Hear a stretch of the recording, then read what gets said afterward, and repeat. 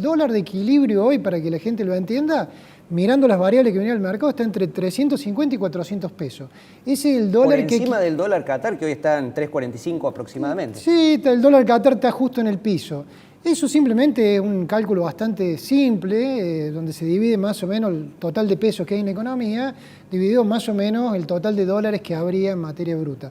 Perdón, para que la gente lo entienda también, este precio de equilibrio, a partir de esta ecuación, esta división, sería si uno tuviera un solo tipo de cambio, porque lo digo porque acá tenemos múltiples tipos de cambio actualmente. Yo lo diría en estos términos, es el valor que busca el mercado corregir desde que hay múltiples tipos de cambio. O sea, si uno mira desde que se volvió a romper la unicidad del mercado de cambio desde el año 2020 en adelante, el mercado siempre hace un reprice o va a buscar un valor que se ubica en ese rango, que obviamente ese rango, fruto de la emisión monetaria, va aumentando, ¿sí? No es que estuvo siempre en 350 a 400. Pero básicamente es la cantidad de dólares que permitiría cancelar la cantidad de pesos líquidos que hay girando en la economía. Más o menos esa relación estaría hoy en 350 a 400 pesos. Después discutimos reserva neta, disponibilidad de los dólares, dólares depositados por particular en los bancos. Bien, se habla de una segunda edición de lo que puede ser el dólar soja. ¿Qué efectos crees que podría tener una medida como esa, por ejemplo, para diciembre? Mi visión es que pasamos de un dólar delivery, porque esta cantidad de dólares que nadie termina de entender bien cuántos son y los nombres que tienen, es como que, bueno, uno pide un dólar y le dicen, bueno, usted dónde vive, en qué barrio, qué combo pidió, le toca tal dólar. Pasamos ya con esta medida, porque ya hubo una medida parecida en septiembre, duró 20 días, octubre no pasó nada, noviembre se la anuncia, aparentemente arrancaría de nuevo. Yo le llamaría dólar mantero, es decir, se tira la manta, dura un rato y eso sirve para resolver el día o el otro día capaz, ¿sí? Pero no sirve para resolver ningún problema de fondo. Con lo cual es muy probable que le sirva al gobierno de acá a fin de año para cerrar los números que le controla el Fondo Monetario, llegar a algún valor que tiene previsto el Banco Central dentro de su programa monetario. Pero estructuralmente es como quien sale todos los días como jornalero a través del comercio a resolver el problema de ese día y a lo mejor el día siguiente, no más que eso. Está clarísimo, y aparte de este análisis, yo agregaría que el campo actualmente padece una situación de sequía casi histórica por los años y habrá que ver qué queda de liquidar, porque no estamos en la época de la cosecha gruesa de los principales cultivos aquí en Córdoba, por ejemplo, soja, trigo y maíz. Ahora, también un segundo efecto te pregunto en relación a otra política que sí ya está implementada y se viene viendo, el tema de aumentos. Aumentos en salarios mínimos, aumentos en jubilaciones y bonos al cierre de año. Sí, a mí me parece que es, digamos, fruto del desconcierto que tiene la política económica en nuestro país.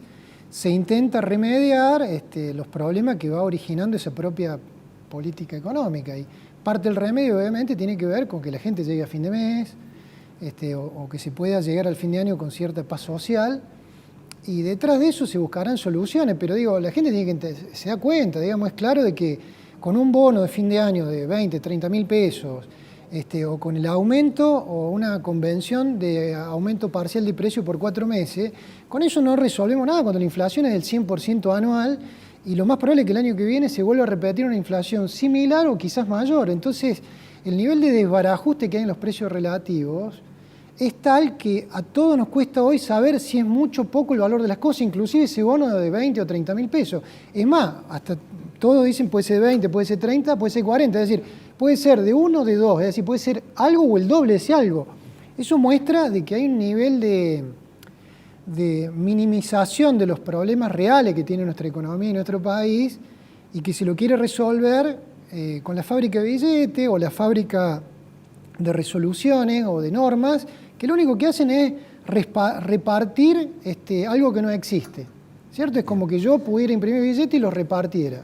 Ahora, clínicamente esto sería, según vos me comentás, como tratar síntomas, pero no las causas, o sea, parches para sortear esta situación, para tratar de llevarla mejor, llegar a fin de mes, como bien decías vos. Ahora, Diego, te pregunto en lo que es inflación. Ha habido muchos cálculos de proyección, ya nos queda un mes, pero bueno, siempre INDEC va un mes retrasado en lo que son las mediciones. ¿Cuánto estiman ustedes en CECIT que pueda llegar a ser la inflación de este año? La inflación va a rondar 100%, eso es lo que indica la tendencia.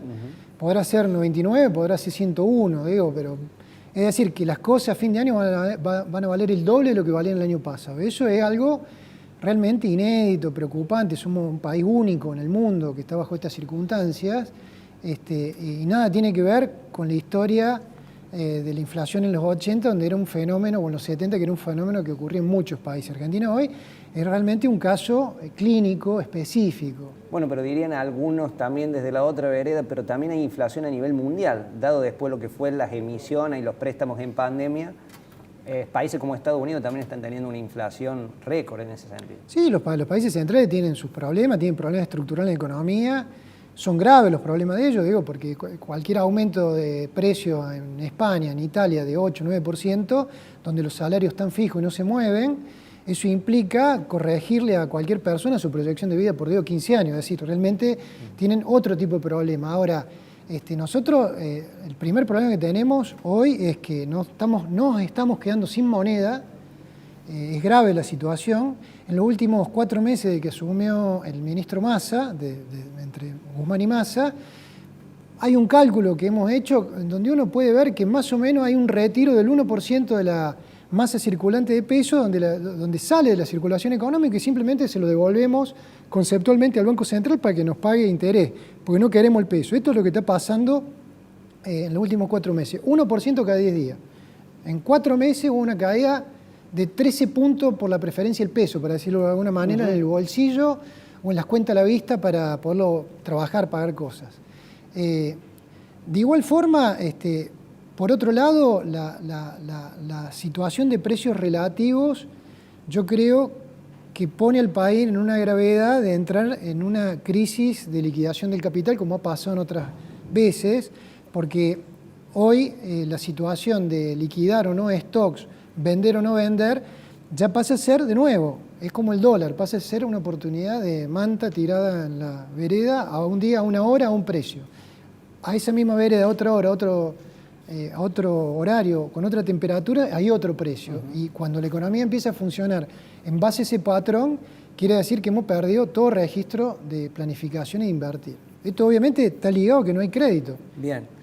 2 últimas preguntas para cerrar. Una tiene que ver con algo que es muy difícil en Argentina, la proyección. Es difícil proyectar lo que hablamos fin de año, pero si se mantuviera este curso, vamos a tomar como un supuesto para hacer una proyección, ¿qué imaginas como escenario económico, teniendo en cuenta las principales variables que observan los televidentes, para 2023? El 2023 va a estar teñido por un año de campaña electoral, eso va a teñir la política económica y por lo tanto va a permear la realidad económica de todos los argentinos. Desde el año 2019 hasta ahora, la participación del Estado en el Producto Bruto, en lo que producimos, la invasión sobre el sector privado está en el orden del 4 o el 5% del Producto Bruto. Es una locura.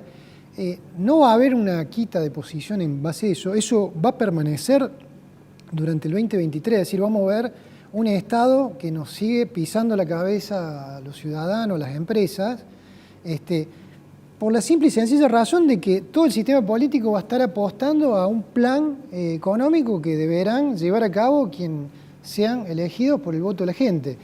Para que eso pase estamos a meses o a semanas.